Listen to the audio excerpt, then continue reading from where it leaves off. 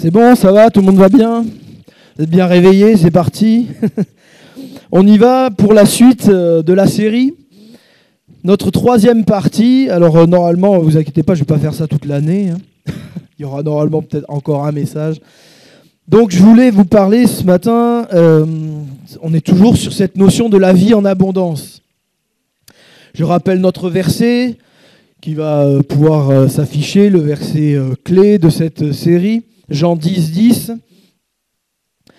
où Jésus va dire « Le voleur ne vient que pour voler, égorger et détruire. Moi, je suis venu afin que les brebis aient la vie et qu'elle l'ait en abondance. » Ou qu'elles aient une vie surabondante, selon la traduction parole vivante. Alléluia. Jean 10, 9, sur lequel on s'était basé la dernière fois, on avait parlé d'une partie du verset. La dernière fois que j'ai prêché, vous vous souvenez de quoi on a parlé? De la liberté, exactement, je l'ai entendu. Quand Jésus dit « C'est moi qui suis la porte, si quelqu'un entre par moi, il sera sauvé », il entrera et il sortira. C'était cette notion de « il sortira » sur laquelle on avait pu partager sur la notion de liberté qu'ont les enfants de Dieu. Et la fin du verset, il est question de « Et donc il entrera, il sortira, et il trouvera de quoi se nourrir ». Et donc aujourd'hui, nous allons partager, donc tu peux mettre la slide suivante du titre du message, sur la vraie prospérité. Alors, si je dis vraie prospérité, évidemment, c'est qu'il y en a une fausse ou une mauvaise. On ne peut pas évoquer le sujet de la vie en abondance sans évoquer le sujet de la prospérité. Un sujet ô combien souvent mal enseigné et mal compris. Quand j'ai dit le mot prospérité, je suis à peu près sûr qu'une très grande partie d'entre vous a pensé argent, ou en tout cas quelque chose lié au monde matériel. Ne mentez pas. C'est assez naturel en fait, quand on pense à ce mot, de penser à ça. Mais relisons ensemble 1 Corinthiens 1. Est-ce que quelqu'un a sa Bible? Ça arrive qu'il y ait des gens qui aient des Bibles encore? Yes. 1 Corinthiens, chapitre 1, versets 26-29. Est-ce que quelqu'un pourrait nous lire ce passage? 1 Corinthiens, chapitre 1, versets 26-29. Le lire très fort.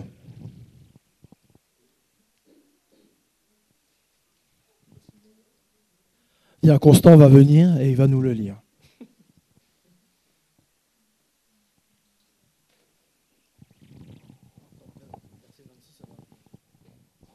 Je lis la parole du Seigneur. Amen.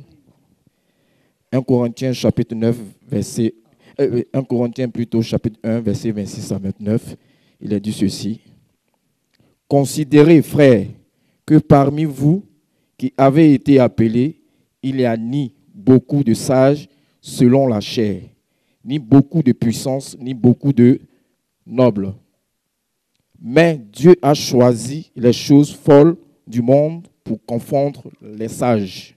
Dieu a choisi les choses faibles du monde pour confondre les forts. Et Dieu a choisi les choses viles du monde et celles qu'on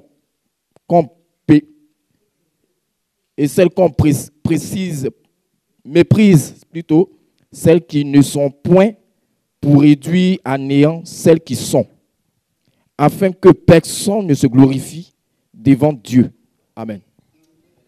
Amen. Merci Constant. Vous voyez, dans ce verset, il est question de plusieurs choses. Il est question de puissants, de nobles. Donc il est question en quelque sorte de richesse, de prestige, de puissance. Et ce verset, ces versets qu'on a lus là, ils nous montrent une chose, c'est que ces choses-là, que ce soit la richesse, le prestige, la puissance, ce ne sont pas les priorités de Dieu pour nous. Il faut se rappeler aussi que sur un plan économique et social, la majorité des chrétiens ne sont pas issus de classes aisées. Enfin, je ne pense pas que parmi nous, il y ait de millionnaires. S'il y en avait, gloire à Dieu, ce serait très bien, mais je ne pense pas que la majorité des chrétiens fassent partie de ce milieu-là. Et il existe cependant, et malheureusement, un courant assez puissant, assez répandu dans le milieu chrétien, que l'on a appelé théologie de la prospérité. Et je vais vous en parler un peu, parce qu'on va parler de prospérité. La théologie de la prospérité, qu'est-ce que c'est ? Depuis que je suis petit, que j'ai grandi dans les églises, j'avais déjà entendu parler de cette théologie, mais je ne m'étais jamais vraiment penché dessus et j'ai été choqué parfois de ce que j'ai pu apprendre.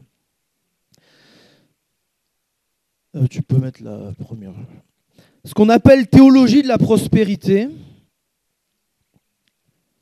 s'est développé à partir des États-Unis dans les années 60. Au cours des années 70, son influence gagne en particulier l'Afrique et l'Amérique du Sud. Aujourd'hui, elle est présente un peu partout dans le monde, dont la France. Et son enseignement principal est le suivant. En plus du salut, le Christ promet et procure la richesse matérielle, la santé et le succès à ceux qui mettent leur foi en œuvre. Et en plus aussi parfois la libération des influences démoniaques. Ouais, bah ça a l'air génial. Ça a l'air bien, hein ? Sauf que c'est un mensonge. C'est un mensonge très insidieux, comme toujours. C'est une théologie qui présente un discours décomplexé sur l'argent, qui plaît souvent aux masses les plus pauvres, les plus misérables, par rapport à l'espoir qu'elle suscite. En fait, elle appelle à positiver l'avenir, et plus ça a l'air de marcher, en plus ça a l'air de marcher, puisque ça a marché pour ceux qui la prêchent. Voilà. Généralement, ceux qui prêchent cette théologie-là, ça marche bien pour eux. Eux, voilà. Et puis c'est bien le problème, ça marche que pour eux, en fait. Le plus grand danger est souvent que ces enseignements ne sont pas prêchés frontalement, mais ils sont généralement noyés dans un discours, ils sont placés au milieu d'un discours plus classique, au milieu de vrais propos qui sont édifiants et bienfaisants. Sur la santé, on se sert d'Ésaïe 53, verset 4, où il est écrit « Pourtant ce sont nos souffrances qu'il a portées, c'est de nos douleurs qu'il s'est chargé ». On se sert de ce verset pour dire qu'aucun chrétien ne devrait être malade.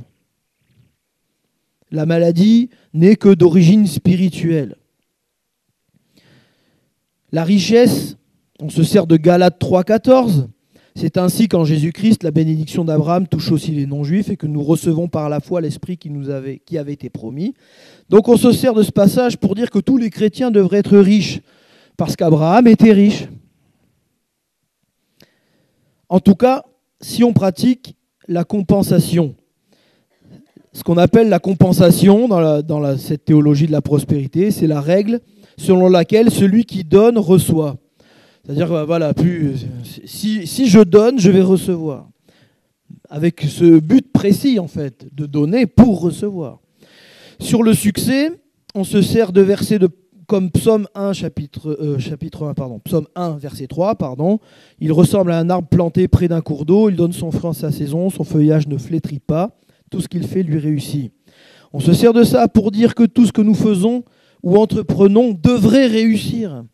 Et puis aussi sur la libération des influences démoniaques, parce que selon cette théologie, les démons agissent pour bloquer la bénédiction matérielle ou n'importe quelle bénédiction, et où ils sont à l'œuvre derrière toutes les maladies. Alors, je continue sur cette théologie-là. On va dire que contre la maladie, contre la pauvreté, contre le manque de réussite, etc., le manque de succès, on incite les croyants à proclamer. On va les inciter à proclamer avec autorité, à proclamer sans cesse. On va leur dire qu'il faut mettre sa foi en action et que cette proclamation, et en fait, au final, cette proclamation aura du pouvoir pour guérir, pour donner de la richesse, pour donner du succès. En gros, si vous voulez, il faut s'auto-convaincre que ça va marcher, que ça doit marcher. Et pour que ça marche, il faut y croire. Il faut y croire à fond. Et puis surtout, il ne faut pas se relâcher, parce que sinon ça va s'arrêter. Mais là, quand on enseigne des choses comme ça, mes amis, on n'est plus dans la Bible. On n'est plus dans la foi biblique. On est dans ce qu'on appelle la pensée positive. Je m'auto-convainc, je vais bien, tout va bien. La science chrétienne proclame ça aussi, alors je vous laisse vous faire vos propres recherches à ce sujet. On est même quelque part dans la magie. C'est la magie, le grimoire, les formules, c'est Walt Disney, quoi. C'est j'applique ce que ma recette magique dit, et puis ça doit marcher, en fait. En fait, c'est ça la magie. On pense souvent à plein de choses quand on parle magie. Moi, j'avais fait un séminaire à la fac, quand j'ai fait mon master d'histoire des religions. On avait fait un séminaire très intéressant sur magie et religion, pour voir un peu quelle était la différence entre les deux. Et ce qui caractérise la magie, c'est la recherche en fait d'un effet immédiat. On veut que qu'on fasse quelque chose, et que l'effet, paf, se fasse tout de suite. Mais ça s'appelle la magie, ça s'appelle pas la Bible. Bien sûr que Dieu est capable de faire des choses immédiatement. Mais Dieu n'est pas un grimoire, Dieu n'est pas une formule magique qu'on applique et hop. Alors, je ne vais pas trop non plus entrer dans les détails de la manière dont cette théologie aborde la question du péché et de la rédemption. On a même des aspects qui sont presque anti-bibliques, voire blasphématoires. Parce que, juste un exemple, le péché, dans cette théologie, ce qu'on enseigne, c'est que le péché, c'est la perte pour l'être humain de sa divinité et la satanisation de son être. Waouh. Ça va loin quand même. Hein. Alors en quelque sorte, on va dire que le salut va permettre à l'homme de retrouver sa nature divine avec tous les pouvoirs divins qui vont avec. On va dire que Jésus est devenu pécheur à la croix, c'est-à-dire une créature satanique, qu'il est allé en enfer pendant 3 jours pour vivre ensuite la nouvelle naissance. Donc, la croix est ici une défaite, et puis ce sont les 3 jours de Jésus en enfer qui ouvrent l'accès au salut. Donc vous voyez, ce genre de choses qu'on enseigne dans la théologie de la prospérité. Dans cette théologie, la vraie foi est totalement dénaturée. Il s'agit d'une force, d'une énergie spirituelle qui, lorsqu'elle est suffisamment forte, permet même d'obliger Dieu à agir, d'obliger Dieu à répondre. Dans cette théologie, l'homme est au centre de tout. Tout est pensé en fonction de moi, de ma santé, de ma réussite, de mon succès. En fait, il y a un théologien qui a dit, dans le mouvement de la prospérité, l'homme est devenu celui qui commande et Dieu celui qui sert. Vous voyez l'idée. Et bien sûr, le couronnement de tout ça, si tout ce que je n'avais pas dit avant, ça suffisait pas. En fait, si tout ce que j'ai dit là, la santé, le physique, la prospérité matérielle, etc., si ça ne marche pas alors que vous êtes chrétien, on va vous dire c'est que vous n'avez pas assez de foi. Ou alors que votre foi est trop faible, que vous avez besoin encore de persévérer. Ou alors on va vous dire oh, vous avez un péché caché. Donc tous les échecs reposent sur vous-même.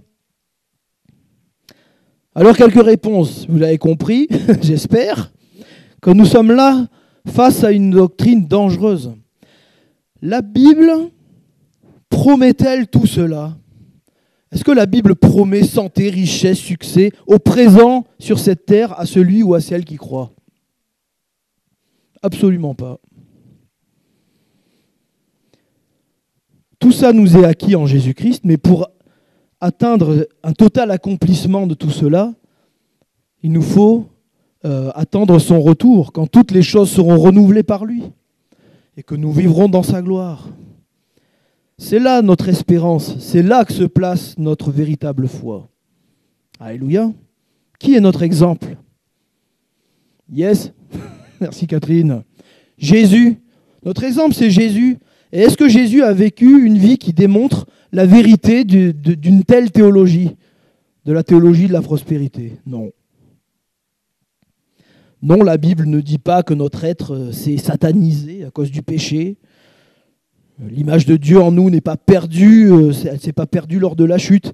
Elle a été abîmée, elle a été complètement déformée par le péché. Le diable se présente, lui, comme le prince de ce monde. Oui, mais nous le savons. On l'a lu encore là, c'est un voleur, un menteur, un usurpateur. Il ne détient aucun pouvoir légal sur la terre. Tout ce qu'il a, il le vole. La maladie n'est pas seulement d'origine spirituelle. Elle peut l'être, je ne dis pas le contraire, mais elle ne l'est pas forcément. Les virus, ça existe. C'est des organismes vivants sur la Terre. Hein. Les bactéries, les virus. Et la maladie, elle est un des aspects de la condition humaine depuis l'entrée du péché dans le monde. Et je le crois, alléluia, Dieu peut guérir au présent. Amen. On le croit? Bah oui, amen. On le croit. Et pareil pour le reste, Dieu peut nous donner de la réussite, Dieu peut nous donner, mais selon sa grâce, selon son plan et sa liberté à lui. Pas en fonction d'ordre qu'on lui donnerait, sous couvert d'une soi-disant expression de foi ou d'autorité. Dieu encourage la foi et la prière pour les malades, mais tout en restant attentif à sa souveraine volonté.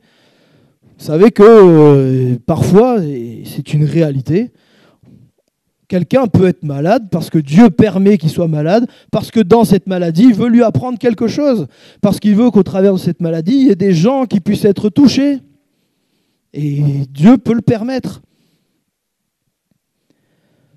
Je le dis souvent, c'est la plus grande des maladies de toute façon, c'est d'être perdu. Et la plus grande des guérisons que le Seigneur peut nous donner, c'est d'être sauvé. Alléluia. C'est de le rencontrer, c'est de faire la paix avec lui. Et quant à la foi, sur la question de la foi, non, la foi, elle ne possède pas en elle-même la clé de son efficacité. La vraie foi, elle se vit dans une relation personnelle qu'on a avec le Seigneur. Parce que sinon, finalement, on a foi dans la foi. Comprenez l'idée ? Et l'idée, c'est pas d'avoir foi dans la foi, là, c'est magie. Et on a foi dans la foi et on n'a pas foi en Dieu, en fait. La vraie foi, c'est une pleine confiance en Dieu. Ce qui peut nous amener, clairement, cette vraie foi-là, à remercier par avance de ce qu'il va faire, ou même parfois agir en anticipation de la réponse divine. La foi peut nous amener là. Proclamer notre confiance en Dieu, c'est bien, mais ce n'est pas une méthode, ce n'est pas une recette pour obtenir à coup sûr ce qu'on veut. Ok ? Il faut qu'on soit au diapason de Dieu dans nos demandes. Et tout exaucement de Dieu n'est que pure grâce de Dieu. Tout est grâce. Alléluia. La parole nous rappelle que tout est grâce, que tout vient de Dieu. Et la grâce, c'est quelque chose qu'on ne mérite pas. Parce qu'au final, on en revient toujours sur la question du mérite. Alors voilà, là je vous ai présenté un peu ce que c'est que cette théologie de la prospérité qui sévit dans beaucoup d'endroits. Et comme je vous ai dit, même en France, où bien souvent, comme je vous disais, ceux qui la prêchent, c'est eux qui ont tous les sous. J'ai même entendu des histoires d'endroits dans le monde où des pasteurs qui prêchent cette théologie-là, ils en viennent au fait que quand il y a le culte, ils ne viennent pas au culte, ils ne viennent pas à la louange, ils ne sont pas là. Quand c'est le moment de prêcher, ils débarquent dans leur limousine avec leur garde du corps. Le gars, il remonte l'allée de l'église, acclamé par tout le monde. Il vient sur l'estrade, il prêche, Quand il a fini de prêcher, il repart avec ses gardes du corps, il remonte dans sa limousine, il rentre chez lui. Voilà, c'est pour vous dire à quel point... Bon, j'ai pas encore de limousine. Ni de garde du corps, d'ailleurs. Mais j'en ai pas besoin. J'en ai pas besoin parce que on va voir justement ce que c'est la vraie prospérité. C'est le deuxième point. La vraie prospérité, c'est quoi ? Par prospérité, on peut aussi comprendre abondance. C'est un peu la même idée, puisque c'est notre thème de notre série, la vie en abondance. La vraie prospérité, c'est quoi ? Dans ce passage de Jean 9, de Jean 10, verset 9 qu'on a vu, il est question il trouvera de quoi se nourrir. De quoi se nourrir, ça peut nous parler sur deux réalités, sur deux dimensions, sur le plan matériel et sur le plan spirituel. La vraie prospérité, elle est attachée au fait d'être devenu citoyen du royaume de Dieu. être des sujets du roi des rois, au bénéfice de sa grâce. Alléluia. Et notamment, mais pas seulement, dans le domaine matériel. Dans le domaine matériel, ce qu'il faut comprendre, c'est que Dieu est celui qui pourvoit à nos besoins. Dieu n'est pas celui qui pourvoit à nos caprices, qui pourvoit à tout ce qui nous passe par la tête. Dieu est celui qui pourvoit à nos besoins, c'est-à-dire des choses qu'on a besoin. Relisons Matthieu 6. Matthieu 6, versets 25 à 34. Est-ce qu'il y a quelqu'un d'autre qui voudrait lire là ? Est-ce que quelqu'un a le passage et serait motivé ? Quelqu'un d'autre que Constant, hein ? Parce que Constant, je vois qu'il est en train de fouiller très vite dans sa Bible, mais il a déjà lu. Est-ce que quelqu'un veut venir nous lire ça, s'il vous plaît ?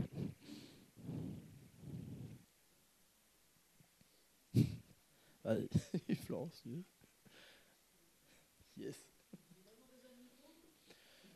C'est toi qui vois. Yes. 25 à 34. Ouais. C'est pourquoi je vous dis, ne vous inquiétez pas pour votre vie, de ce que vous mangerez, ni pour votre corps, de quoi vous serez vêtus. La vie n'est-elle pas plus que la nourriture, et le corps plus que le vêtement ? Regardez les oiseaux du ciel, ils ne sèment, ni ne moissonnent, et ils n'amassent rien dans des greniers, et votre Père céleste les nourrit. Ne valez-vous pas beaucoup plus qu'eux ? Qui de vous, par ses inquiétudes, peut ajouter une coudée à la durée de sa vie ? Et pourquoi vous inquiétez au sujet du vêtement ? Considérez comment croissent les lys des champs. Ils ne travaillent ni ne filent. Cependant, je vous dis que Salomon même, dans toute sa gloire, n'a pas été vêtu comme l'un d'eux. Si Dieu revêt ainsi l'herbe des champs qui existe aujourd'hui et qui demain sera jetée au four, ne vous vêtira-t-il pas, à plus forte raison, gens de peu de foi ? Ne vous inquiétez donc point, et ne dites pas, que mangerons-nous ?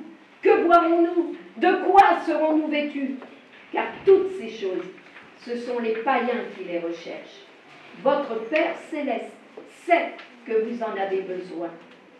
Cherchez premièrement le royaume et la justice de Dieu, et toutes ces choses vous seront données par-dessus tout. Ne vous inquiétez donc pas du lendemain, car le lendemain aura soin de lui-même.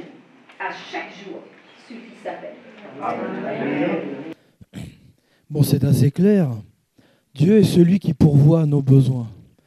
Dieu sait de quoi nous avons besoin, et Philippiens 4,19 le rappelle aussi, l'apôtre Paul va dire « Et mon Dieu pourvoira à tous vos besoins selon sa richesse avec gloire en Jésus-Christ. » Alléluia. Dieu répond aux besoins. Et il peut répondre d'une façon parfois extraordinaire. Nous, on l'a vécu, certains connaissent cette histoire, on a beaucoup témoigné de ça, mais vraiment pour rendre la gloire à Dieu. Vous savez, la voiture, notre voiture qu'on a, ça fait pas une voiture de pasteur. À une certaine époque, on m'aurait dit ah non, ben, un pasteur, il peut pas avoir une voiture comme ça. C'est une Audi A6. Et là, tout le monde fait oh. Mais cette voiture-là, c'est Dieu qui nous l'a donnée. Et c'est une histoire incroyable. Parce que, en fait, il y avait un besoin. On avait une voiture, on faisait beaucoup de routes, et on fait d'ailleurs encore beaucoup de routes. Et je voulais, quand on est revenu d'Israël, je voulais avoir une voiture qui soit diesel, une routière, qui soit break pour avoir de la place dans le coffre et tout. Et le Seigneur avait déjà permis qu'on puisse acheter, quand on est revenu, une Ford Mondeo qui fonctionnait plutôt bien, mais qui avait un gros trou dans le pot d'échappement. Alors les voyages étaient assez fatigants, ça faisait beaucoup de bruit.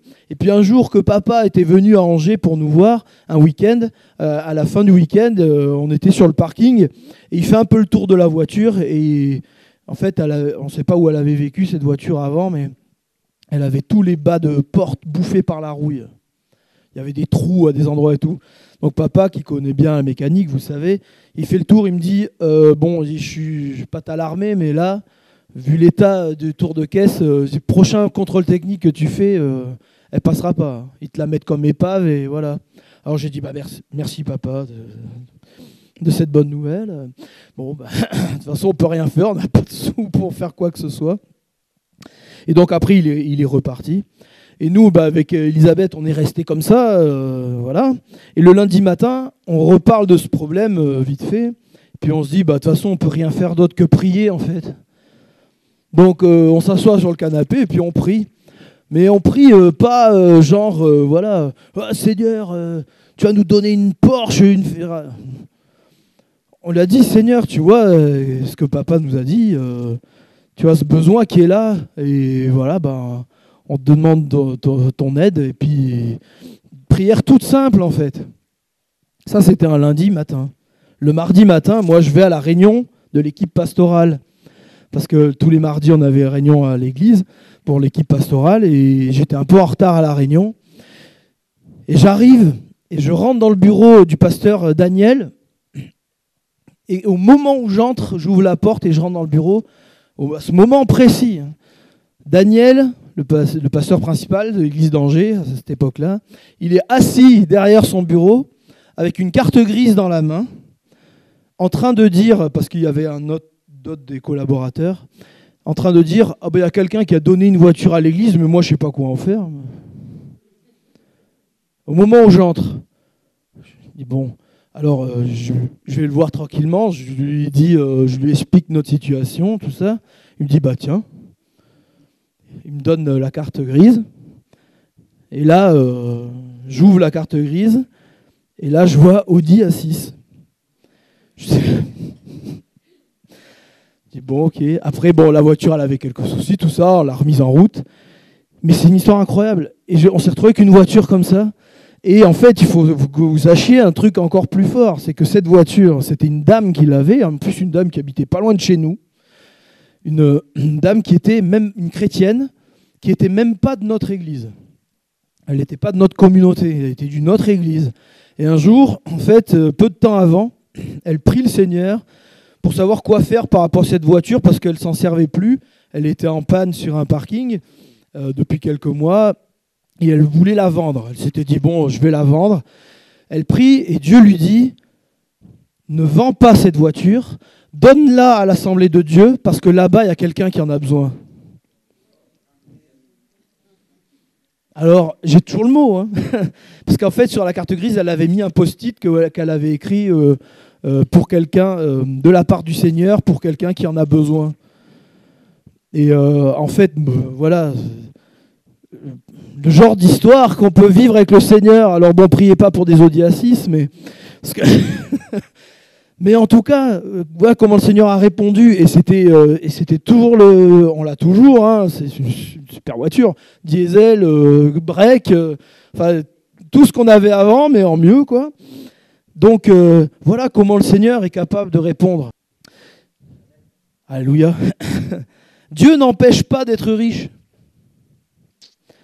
Même si on sait que les mises en garde contre la multiplication des richesses est bien présente dans la Bible, hein, Jésus va avertir, hein, il va dire que c'est difficile à un riche de rentrer dans le royaume des cieux, etc. Il va parler du fait qu'il va comparer servir Dieu ou Mammon, c'est-à-dire l'argent. On sait que l'argent, c'est le Dieu de ce siècle, hein, et que si on commence à en avoir trop, ça peut devenir difficile. Mais il y a des cas de personnes qui aiment le Seigneur, qui ont de l'argent et qui bénissent le royaume de Dieu avec ça. Donc Dieu n'empêche pas ça. Mais il y a plus important. Il y a plus important que ça. Déjà, cette richesse, il faut qu'elle soit acquise honnêtement, bien sûr. Dieu ne va pas encourager une acquisition de richesse malhonnête. Mais le plus important pour nous, c'est de savoir que tout vient de lui. Tout ce que nous avons vient de Dieu. C'est une grâce de Dieu. Et tout ce que Dieu nous donne, il peut aussi le reprendre. Et c'est pas pour ça qu'il faut s'énerver contre Dieu. Dieu reste le maître de toutes choses. Alors je ne dis pas que c'est facile, hein. Je ne suis pas en train de dire que ça peut être parfois très compliqué. Mais Dieu est celui qui est le maître. C'est lui qui donne, c'est lui qui reprend. C'est Job qui va dire ça. L'Éternel a donné, l'Éternel a repris. Que le nom de l'Éternel soit béni. Nous, ce qui est important, c'est d'être riche pour Dieu. S'il y a richesse, quelle qu'elle soit, c'est d'être riche pour lui. Que ce que nous avons peut bénir son œuvre et doit bénir son œuvre. Dieu sait récompenser ceux qui, à travers leur travail et leur bonne gestion de l'argent, savent être fidèles, justes et généreux. Et ce qui est demandé aux chrétiens dans ce cadre de biens matériels, et ça c'est très important, c'est quelque chose que je crois le Seigneur veut faire dans nos cœurs.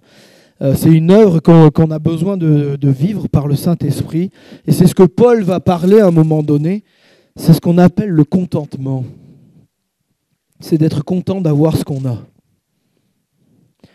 Philippiens, toujours, chapitre 4, versets 11 et 12, Paul va dire « Ce n'est pas en vue de mes besoins que je dis cela, car j'ai appris à être content dans l'état où je me trouve. Je sais vivre dans l'humiliation et je sais vivre dans l'abondance. En tout et partout, j'ai appris à être rassasié, à avoir faim, à être dans l'abondance et à être dans la disette. » Paul avait compris cette notion de contentement, de savoir que son bonheur, de sa relation avec Dieu, son état de joie en Christ ne dépendait pas de ce qu'il avait ou de ce qu'il n'avait pas. S'il avait, gloire à Dieu, il avait. S'il n'avait pas, gloire à Dieu, il n'avait pas. Ça permettait de maigrir, je ne sais pas. En tout cas, il avait appris ça, cette attitude de contentement. Et puis il y a aussi une notion importante qui est la sobriété, qui est bien sûr la sobriété, c'est quand on a de l'argent, on ne se met pas à acheter tout, n'importe quoi, des Ferrari à gogo, et puis bien sûr à faire des grands dons comme ça pour que tout le monde nous voit. Regardez, moi j'ai fait un don à l'église de 10 000 euros pour que tout le monde nous applaudisse. Non, ça c'est pas de la sobriété, ça. Après, si quelqu'un, dans le secret, a envie de faire un don de 10 000 euros à l'église, allez-y. Gloire à Dieu, on ne dira pas. Voilà. En fait, on peut difficilement parler de prospérité matérielle quand on parle de vraie prospérité. Parce que la notion que je voudrais que vous gardiez et que je pense qui est importante, c'est cette notion de besoin. C'est cette notion que Dieu veut répondre à nos besoins. Dieu peut aussi, il est capable, et je pense qu'ici on a dû vivre ça.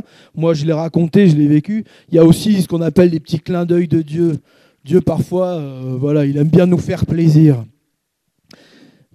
Mais la plupart du temps, ce à quoi Dieu répond, c'est ce dont on a besoin.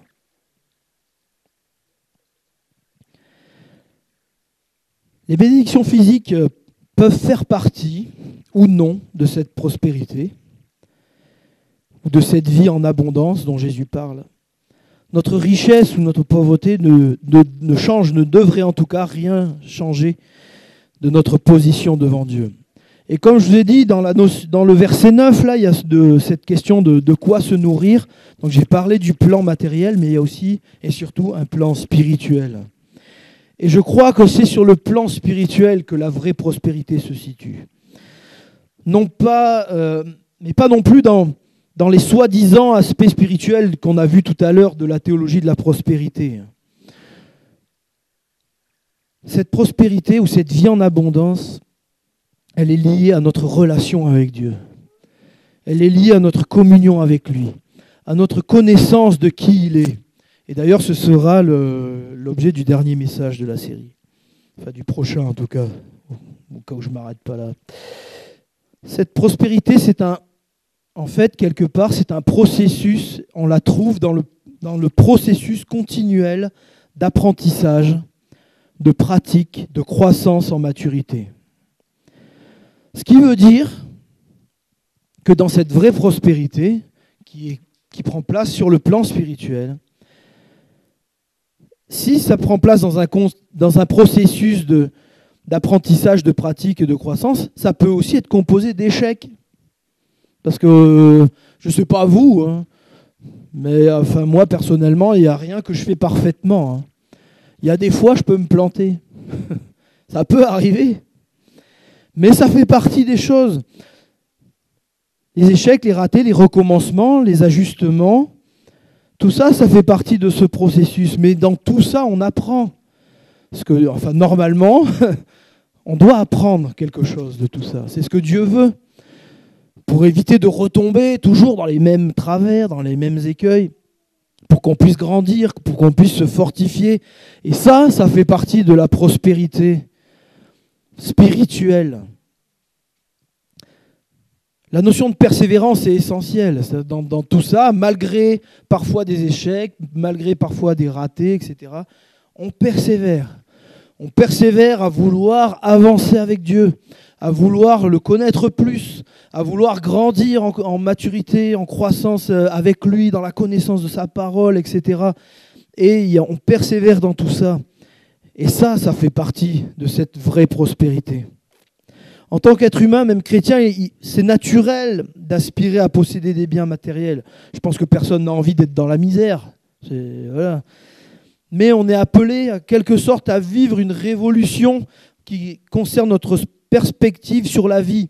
Romains 12, verset 2 dit « Ne vous conformez pas au monde actuel, mais soyez transformés par le renouvellement de l'intelligence, afin de discerner quelle est la volonté de Dieu, ce qui est bon, agréable et parfait. » Alléluia. Et c'est là, en fait, qu'est la clé. Et c'est là que, justement, on arrive sur le plan spirituel. Parce que l'histoire de se conformer au monde actuel, c'est justement, pour la plupart des gens, c'est un aspect matériel. C'est vouloir réussir, c'est vouloir avoir l'argent, etc. Toutes ces choses. Mais quand Paul dit ça, il dit « Soyez transformés par le renouvellement de votre compte en banque. » Ah non, il n'a pas dit ça. Non. Il a dit le renouvellement de votre intelligence. Là, on passe dans un domaine pas matériel, là, pour pouvoir discerner quelle est la volonté de Dieu. Importance de la volonté de Dieu. Ce qui est bon, agréable et parfait. Alléluia. Comme on est devenu de nouvelles créatures, en fait, notre compréhension du mot prospérité ou abondance doit être transformée. On ne doit plus le comprendre comme le monde le comprend. La véritable prospérité, la vraie abondance, c'est celle, je le crois, où le fruit de l'esprit abonde en nous. Amen. Que nous soyons prospères dans la manifestation du fruit de l'esprit, la joie, la paix, la bienveillance, la maîtrise de soi, toutes ces choses, et puis l'amour qui couronne tout ça, qui est un peu ce qui englobe tout. La vraie prospérité, c'est comme le dit Paul, de s'attacher aux réalités d'en haut. Comme il le dit dans Colossiens 3.2, où il dit « Attachez-vous aux choses d'en haut et non à celles qui sont sur la terre ». C'est là où est la vraie prospérité. La vraie prospérité, la vraie abondance, c'est d'avoir vécu vraiment cette transformation et de continuer de vivre jour après jour cette transformation où Dieu, où le Saint-Esprit agit en nous.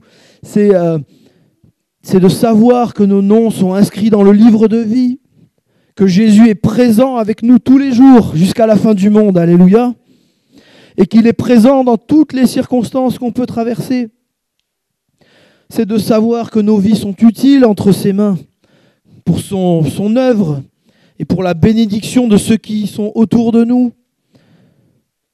C'est notre croissance dans la maturité.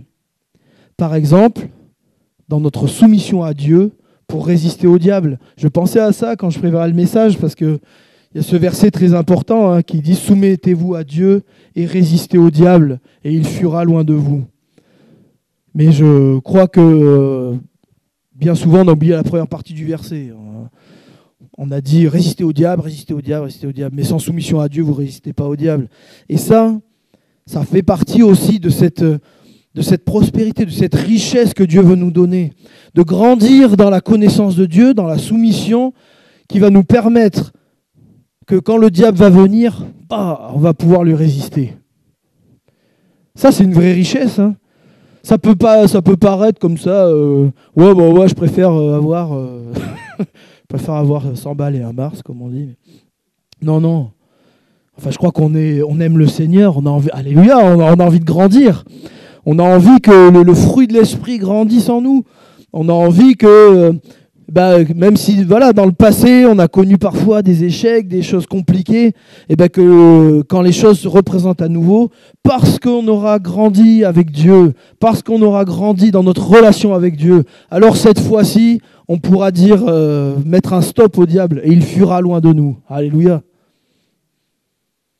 C'est bon ça. La vraie prospérité, c'est quand la grâce, j'ai marqué quand la grâce et les grâces de Dieu. Parce qu'il y a la grâce de Dieu, sa grâce, le fait qu'il nous ait sauvés par sa grâce. Il y a aussi les grâces, c'est-à-dire des choses que le Seigneur nous donne, des bénédictions, etc. La vraie prospérité, c'est quand la grâce et les grâces de Dieu débordent dans nos vies et de nos vies. Que ça ne reste pas tout en nous et pour moi. Et vous rappelez ce que j'ai dit au début sur la théologie de la prospérité, où c'est moi le centre. C'est moi, et encore moi, et toujours moi, et donnez-moi, et moi. Et ça, c'est pas ce que Dieu veut non plus. C'est ce que le Seigneur veut aussi, c'est que ce qu'il nous donne, on puisse ensuite le retransmettre. Qu'on puisse bénir ceux qui sont autour. La vraie prospérité, c'est quand nous savons vivre dans le contentement, comme je disais, et quand nous savons accueillir les bénédictions de Dieu, quelles qu'elles soient, dans la simplicité et la joie, dans la gratitude, dire merci au Seigneur de ce que tu nous as donné, et de se rappeler que, ouais Seigneur, je mérite rien. Je mérite rien, et ce que tu me donnes, pour ce que tu me donnes, je te dis merci, et je suis heureux, je suis content d'avoir ce que j'ai, parce que c'est toi qui me l'as donné. Alléluia. Alors je finis bientôt. Troisième point.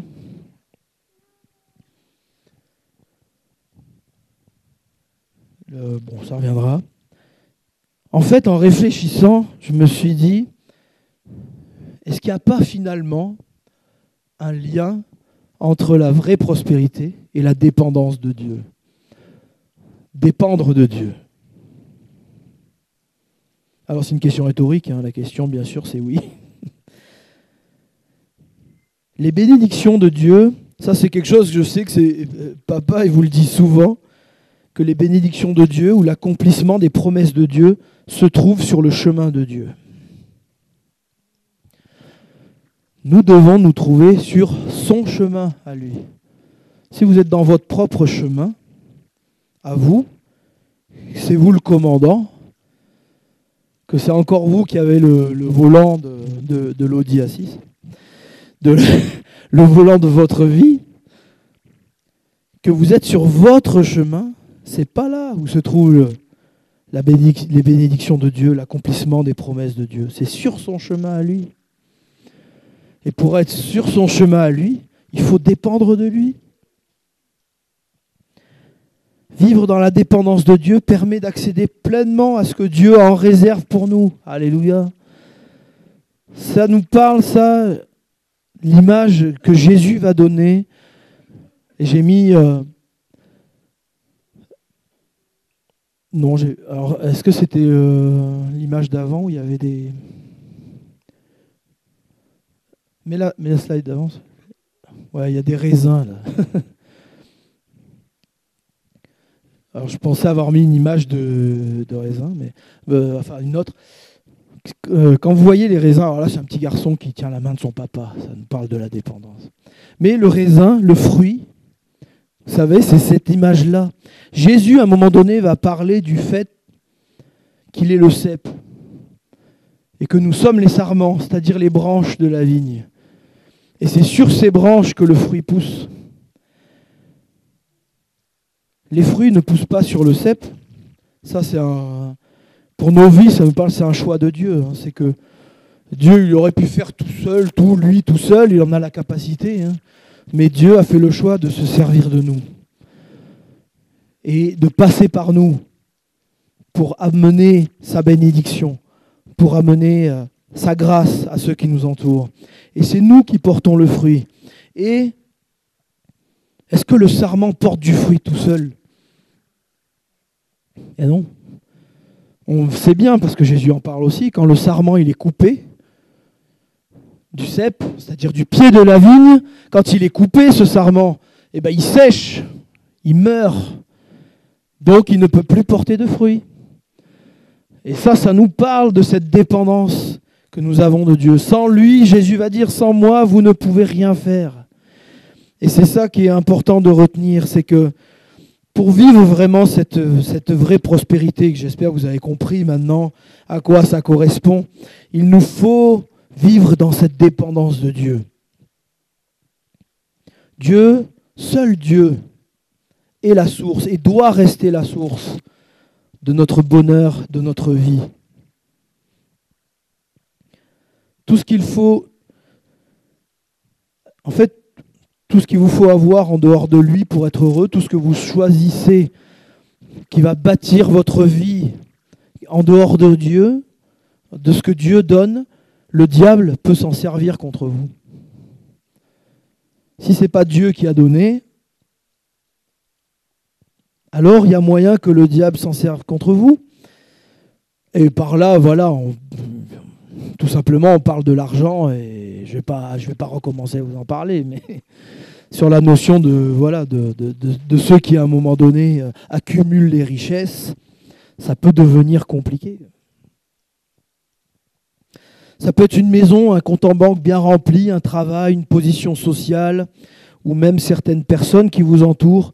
Mais si tout ça, ça ne fait pas partie du plan de Dieu, ou de sa volonté, ou si ces choses remplacent Dieu dans votre cœur, vous aurez bien des problèmes et des obstacles dans votre vie. Vous vivrez une forme de prospérité, mais qui n'est pas la prospérité, la vraie, celle que Dieu veut pour vous. Par contre, si vous laissez les choses à leur place respective, que vous savez leur donner la bonne place et que vous donnez la priorité à Dieu, vous aurez bien plus que ce que vous auriez pu avoir en dehors de lui.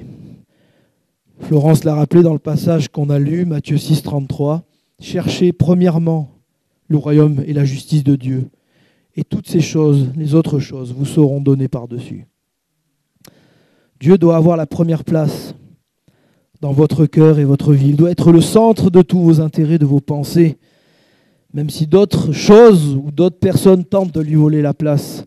Et c'est là qu'est la vraie prospérité, je le crois.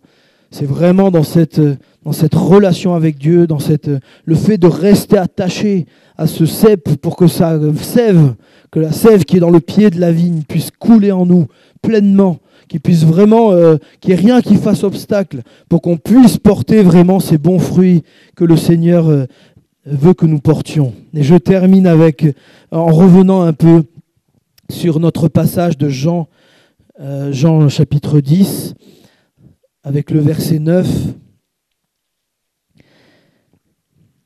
où il est question de trouver des pâturages. Et vous savez, ici, là, quand il est question il trouvera des pâturages, c'est une référence directe au psaume 23. L'Éternel est mon berger. Je ne manquerai de rien parce que Dieu pourvoit à mes besoins. Je ne manquerai de rien, il me conduit dans de verts pâturages, il me conduit près des eaux paisibles. Il restaure mon âme. Il me conduit dans les sentiers de la justice à cause de son nom. On peut lire la suite, mais aussi. Quand je marche dans la vallée de l'ombre de la mort, je ne crains aucun mal, car tu es avec moi, ta houlette et ton bâton me rassurent. Tu dresses une table, devant moi une table en face de mes adversaires. Ça, c'est Jésus qui est dressé entre moi et mes adversaires. Tu oins d'huile ma tête, ma coupe déborde. Oui, le bonheur et la grâce m'accompagneront tous les jours de ma vie. Et j'habiterai dans la maison de l'Éternel jusqu'à la fin de mes jours. Alléluia. dans ce psaume, en fait, dans ce psaume 23, vous avez ce que c'est la vraie prospérité. C'est d'être conduit par Dieu. C'est d'être conduit par Dieu partout, en toutes circonstances. Yann, si tu peux revenir, s'il te plaît. D'être conduit dans ses verts pâturages près de ses eaux paisibles, d'avoir son âme restaurée, de ne craindre aucun mal dans la vallée de l'ombre de la mort, de savoir que Jésus est le berger, celui qui tient le bâton et la houlette. Vous savez, hein, le bâton pour corriger un peu si besoin, la houlette, c'est pour rattraper le mouton quand il s'échappe.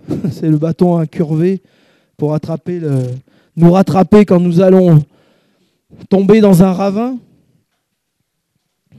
Jésus est cette table qui s'est dressée entre moi et mon adversaire, entre tous mes adversaires, le péché, ma vieille nature, le diable. Jésus est cette table qui s'est dressée entre ça et moi. Voilà ce que c'est la vraie prospérité.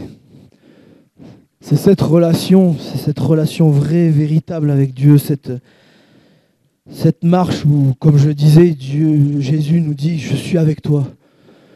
Je suis avec toi tous les jours. » Retenons ce que Jésus a dit. « Je suis avec vous tous les jours. » Il ne l'a pas dit pour rien. Hein. Le Seigneur, ce n'est pas un menteur.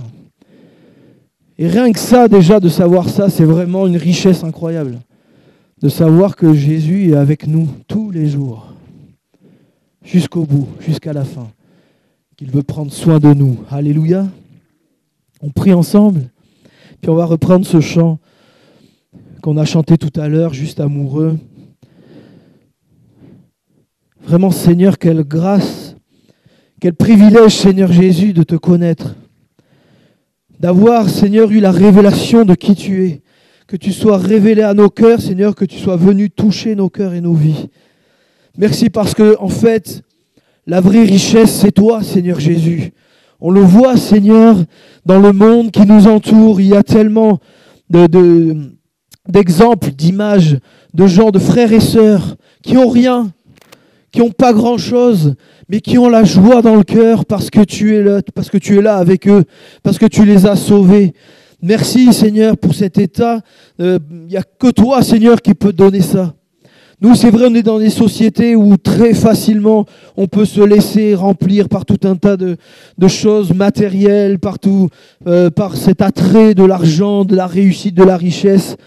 Mais Seigneur, on veut, comme tu l'as dit, Seigneur, redevenir comme de petits enfants, Seigneur Jésus, qui sont contents quand ils sont dans les bras de leur Père, qui sont contents quand ils sont dans les bras de leur papa, et que ça leur suffit. Merci parce que tu es le Dieu qui sait pourvoir à nos besoins. On l'a dit, Seigneur, et ta parole est la vérité. Et merci, et je te prie, Seigneur, si quelqu'un est dans le besoin, et on va en parler après, si quelqu'un est dans le besoin, tu réponds, Seigneur, aux besoins. On le croit, Seigneur, que tu le fais.